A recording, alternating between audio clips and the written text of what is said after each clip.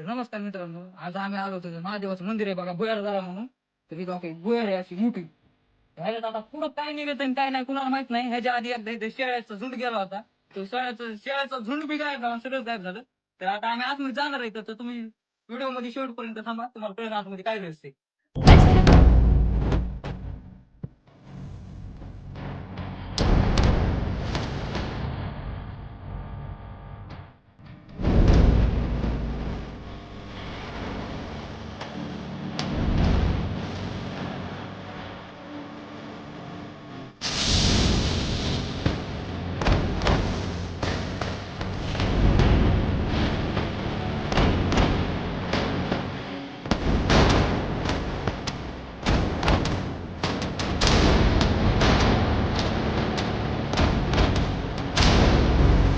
मित्रांनो, आता इथून पुढे एकदम भारी गोळ आलेली आणि ह्याच्या पुढे आता काय निघणं आणि काय नाही ते सांगता नाही यायचं.